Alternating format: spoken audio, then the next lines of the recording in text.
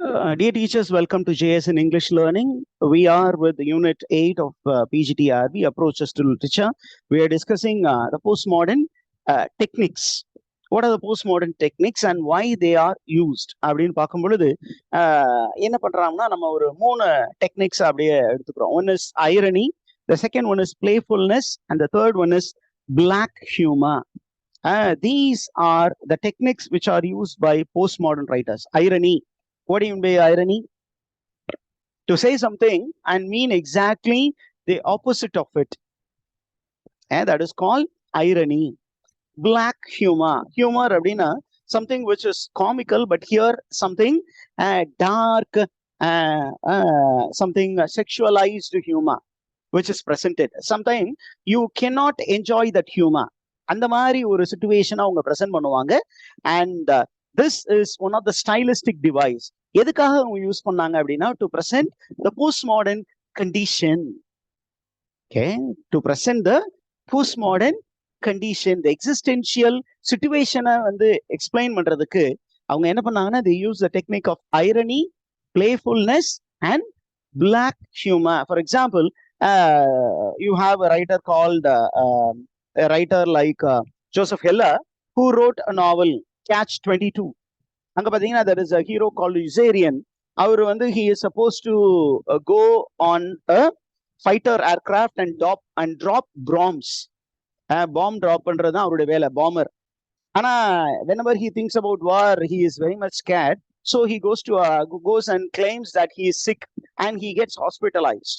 அந்த ஹாஸ்பிட்டல்ல வரக்கூடிய பேஷண்ட்ஸ் உடைய கண்டிஷன் வந்து ரொம்ப அழகா பிளாக் ஹியூமர் யூஸ் பண்ணி அந்த ஜோசப் ஹெல்லர் அப்படிங்கிறது டிஸ்கிரைப் பண்ணியிருப்பார். There will be a character who will be completely injured from top to toe. எவ்வளவு தூரம் அப்படின்னு சொன்னீங்கன்னா, his body is completely covered with bandage and the doctors do not know the exact passage through which they could send food. fluid வழியா தான் அனுப்ப முடியும். ஆனா அத வாய் வழியா எங்கிட்டு இருக்கு வாயின்னு தெரியாம they will send fluid through the other passage down below, anal passage valiya. That kind of description is called black humor. Postmodern condition, post war, and the post war condition பக்காவா present பண்ணது அந்த technique use பண்ணிதான். That is called black humor. Next one is pastiche. Pastiche-na ஒண்ணும் இல்ல, it is called literary collage.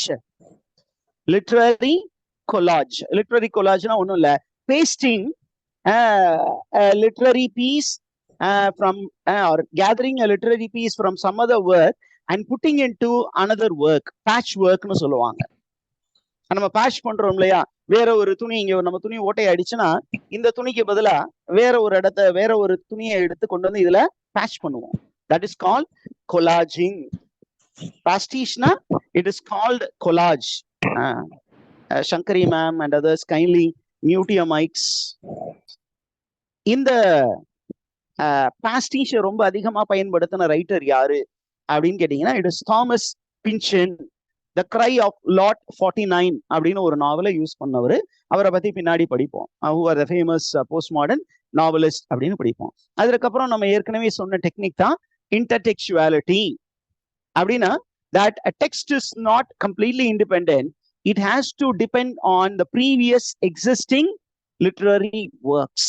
For example, allegory, using an allusion, a reference, is an intertextual technique. அப்படி எடுத்தீங்கன்னா T.S. Eliot Wasteland is considered to be the most important postmodern text. ஏன் அப்படின்னு கேட்டீங்கன்னா, there are many allusions or there are 60+ allusions சொல்றாங்க. எங்க இருந்து அப்படின்னா, opening வந்து it is there in a pub. Hurry up it's லேட்னு ஒரு பப்ல இருக்கக்கூடிய பார்மெய்டு சொல்றான். அங்க இருக்க லேடிஸ் வந்து எல்லாம் உட்காந்து they are very much frustrated with their life condition. அதனால எல்லாம் தண்ணி அடிச்சிட்டு இருக்காங்க. அப்ப அங்க பார்மெய்டு என்ன சொல்றான், ஹரி அப் இட்ஸ் லேட்மா, லேட் ஆயிடுச்சு, டைம் ஆயிடுச்சு, க்ளோசிங் டைம் வந்துருச்சு அப்படின்னு கத்தி பாக்குறாங்க. ஆனா அவங்க போற மாதிரி இல்ல. க்ளோசிங் லைன், ஓம் சாந்தி சாந்தி ஹை from Brihadaranyaka Upanishad and Mundaka Upanishad. Okay, அங்க வந்து ஓம் சாந்தி சாந்தி ஹைன்னு முடிகிறாரு. இடையில 1008 ரெஃபரன்ஸ் உள்ள. இந்த மாதிரி நிறைய டெக்ஸ்ட ஒரே டெக்ஸ்டுக்குள்ள கனெக்ட் பண்ற technique, that is call intertextuality. அதுக்கப்புறம் ஏற்கனவே நம்ம சொன்ன மெட்டா ஃபிக்ஷன். மெட்டாஃபிக்ஷனா என்ன சொன்னோம்? To make the reader aware of the fictionality of the text. நீங்க படிக்கிறது உண்மை கதை அல்ல, இது ஒரு கற்பனை கதையே அப்படின்னு நம்ம போடுறாங்கல்ல. நீங்க பார்ப்பது நிஜ சம்பவம் அல்ல, இது எல்லாம் கற்பனையே, யாரின் மனதை புண்படுத்தும்படியாக அமைவது கிடையாதுன்னு ஒரு டிஸ்கிளைமர் போடுவாங்க. அந்த டிஸ்கிளைமர் ஒர்க் தான் மெட்டாஃபிக்ஷன். இங்க ஒரு கீழே ஒரு டிஸ்கிளைமர் போடுவாங்க. ஆனா ரைட்டர் இடையில அதை சொல்லுவாரு, நீங்க பாக்குறது சும்மா, இது சும்மா ஜஸ்ட் அ ஃபிக்ஷனல் ஒர்க்னு சொல்லிக்கிட்டே இருப்பாரு. Okay, the next one is historiographic metafiction. இந்த டேர்மை காயின் பண்ணது யாருன்னு கொஸ்டின் கேட்பாங்க. It is coined by this writer Linda Hutcheon. Sir, what is historiographic metafiction அப்படின்னு சொன்னீங்கன்னா, ஃபிக்ஷன் அப்படின்னா it's a created story.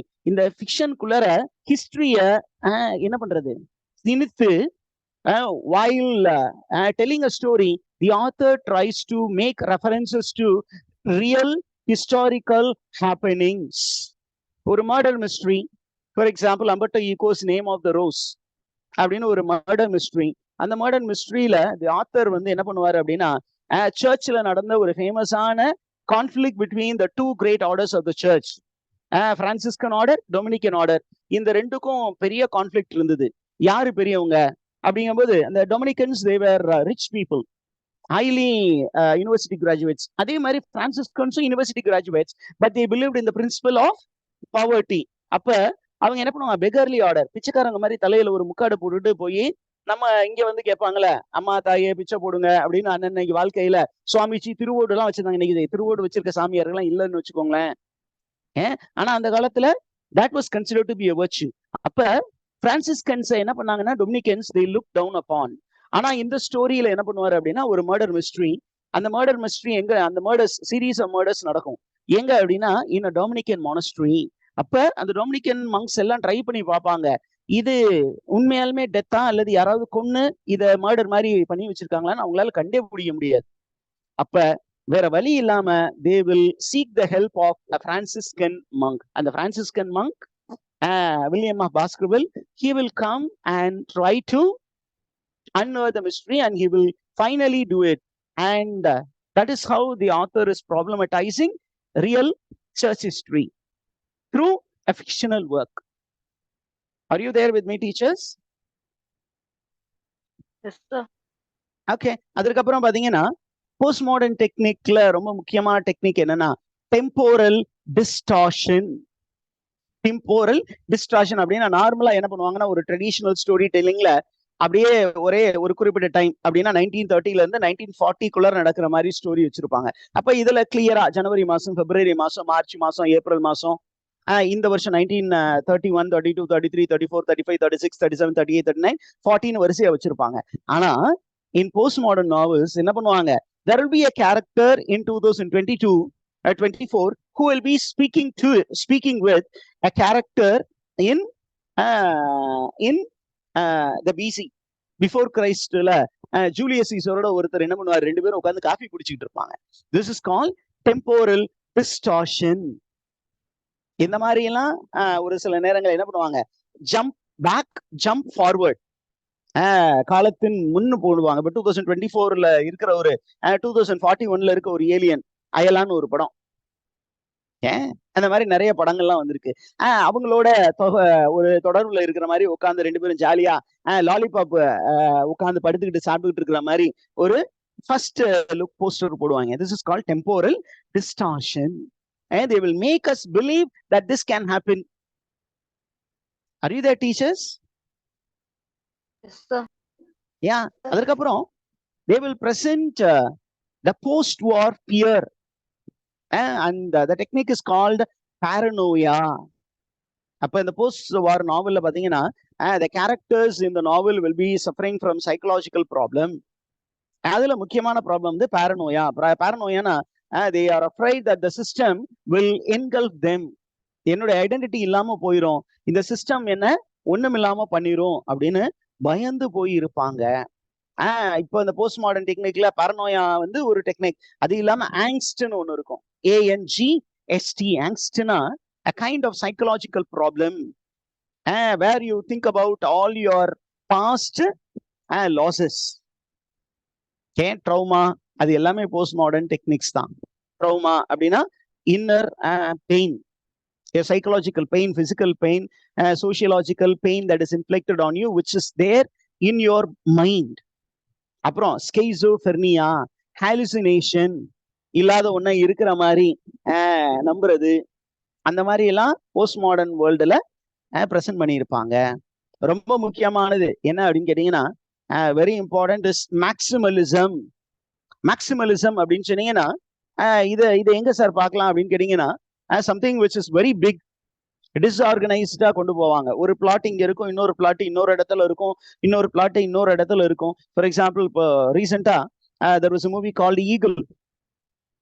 Okay, Ravi Teja நடிச்ச ஒரு படம் Eagle. If I not mistaken, Ravi தேஜாவா இல்ல வேற ஒருத்தரா, I don't think so, but it's a recent released movie. அங்க பாத்தீங்கன்னா it is about anti weapon.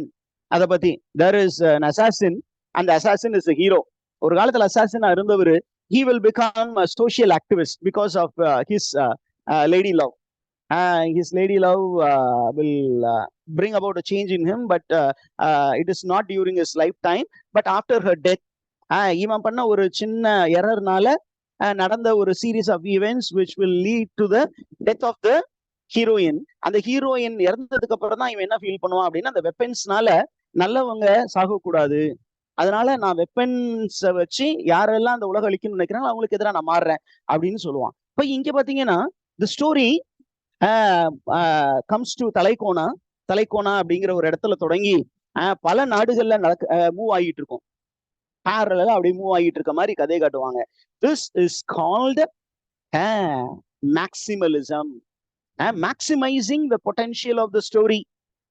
நார்மலா ஒரே இடத்துல மாதிரி தான் நடக்கணும். According to Aristotle, unity of time, unity of place and unity of action follow பண்ணிருக்கணும். That is called classicalism. அந்த கிளாசிக்கலிசத்தை சுக்குநூறா போட்டு அது மேல ஏறி கதகளி ஆடுறது, அதுதான் மேக்சிமலிசம்.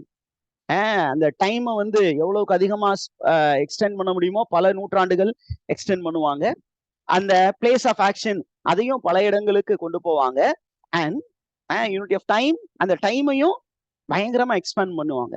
எப்படின்னா 7 ஜெனரேஷன் ஸ்டோரி அப்படிங்கிற மாதிரி எல்லாம் கொண்டு போவாங்க. And that is call maximalism. And this is a very important postmodern technique. Okay, I'm stopping here for to make the